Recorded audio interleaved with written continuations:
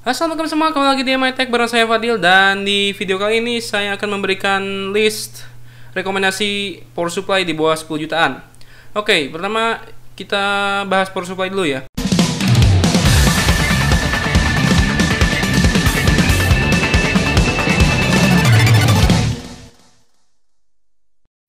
Power supply adalah salah satu komponen terpenting PC, di mana ibarat tubuh adalah PC, maka power supply adalah jantungnya.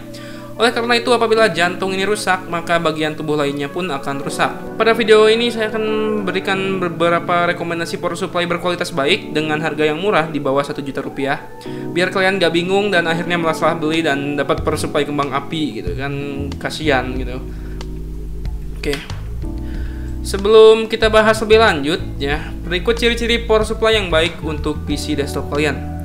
Yang pertama, sesuaikan dulu dan pastikan rating power supply sesuai dengan spesifikasi PC. Untuk PC low end dengan VGA onboard atau iGPU, rata-rata hanya mengkonsumsi daya sekitar 50-100 watt. Sedangkan untuk yang sudah ada VGA cardnya, biasanya mengkonsumsi daya di atas 150 watt sampai 600 watt. Walaupun untuk komponen PC sekarang semakin efisien, tapi saya nggak menyarankan untuk menggunakan power supply murah ini untuk PC high-end, misal Ryzen 9 dengan RTX 2070 gitu ya. Walaupun secara teori bisa nyala, namun beban dihadirkan lebih besar sehingga disarankan untuk menggunakan power supply kelas atas atau yang harganya di atas 1 juta yang memiliki komponen lebih baik gitu ya. Untuk mengukur berapa rating watt yang tepat, bisa menggunakan power supply kalkulator yang disediakan vendor power supply, contohnya Cooler Master, linknya saya taruh di deskripsi. Untuk masalah proteksi, power supply yang baik pastinya memiliki proteksi yang baik juga. Umumnya hadir dalam kombinasi IC controller khusus dengan komponen tertentu untuk hasilkan proteksi yang baik. Terdapat banyak standar proteksi seperti OVP, UVP, OPP, OCP, SCP, OTP, dan BOP. Minimal yang disarankan ada yaitu OVP, UVP, OCP, dan SCP. Namun pastinya semakin banyak semakin baik.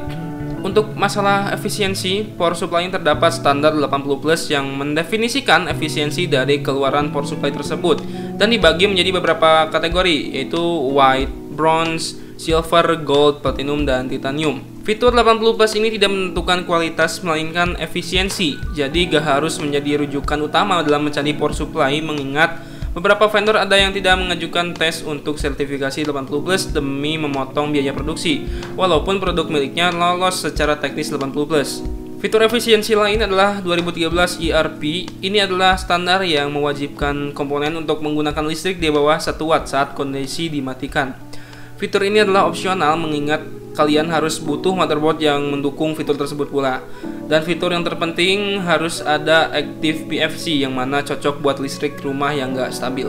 Untuk after sales, pastikan power supply yang kalian beli memiliki after sales yang baik karena power supply sama dengan barang elektronik lainnya, kadang tidak lepas dari masalah di mana pihak distributor dan after sales yang baik akan membantu kalian. Untuk perihal testimoni, walaupun pada video ini saya akan berikan beberapa listnya, namun kalian bisa mencari review dan testimoni pengguna di berbagai forum atau grup sosial media untuk melihat lebih jelas kualitas dari power supply yang ingin dibeli.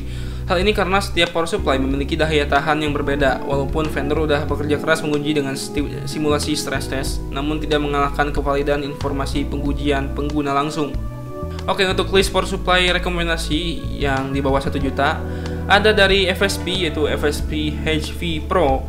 Power supply ini ditargetkan oleh FSP untuk menggantikan produk legendaris sebelumnya yaitu Hexa Series. Terdapat peningkatan seperti telah sertifikasi 80+, fitur DC-to-DC yang bermanfaat di PC terbaru, dan standar keamanan tambahan OPP.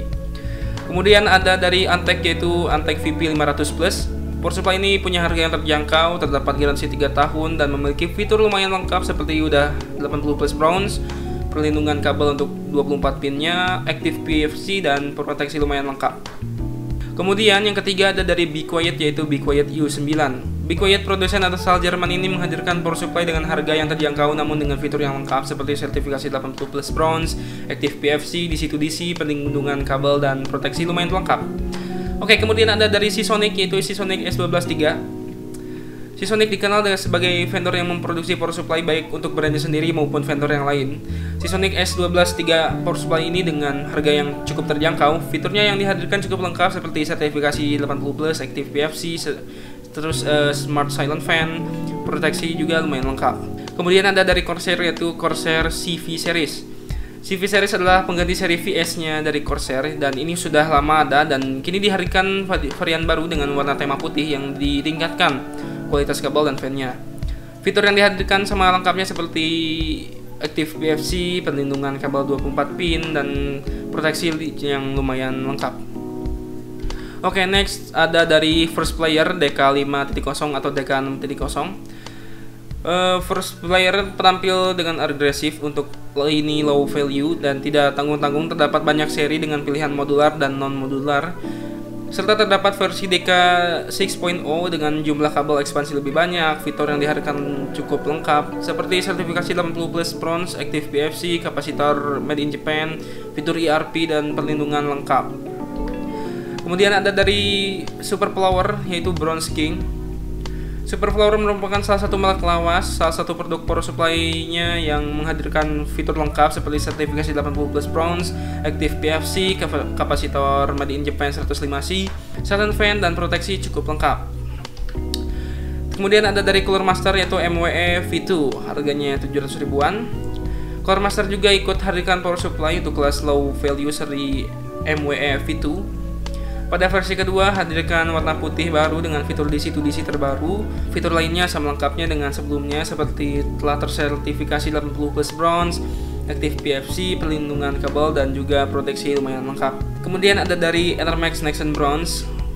Power supply Enermax Nexen Bronze ini adalah seri refreshnya Nexen dan distributornya adalah Foxhound.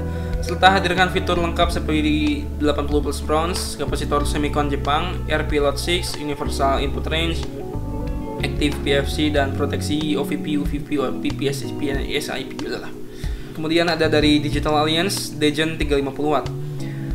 Bagi kalian yang punya PC baik yang sekarang atau yang jadul dengan spesifikasi rendah, misalkan dengan menggunakan IGP saja atau VGA tanpa power pin atau TDP di bawah 75 watt, dengan budget terbatas dan kebutuhan untuk sekolah misalnya, power supply ini cocok menjadi pilihan karena harganya yang murah dan fitur lengkap seperti Active PFC, kemudian perlindung kabel dan proteksi OVP, OCP dan SCP. Oke, itulah dia list rekomendasi power supply di bawah 1 jutaan.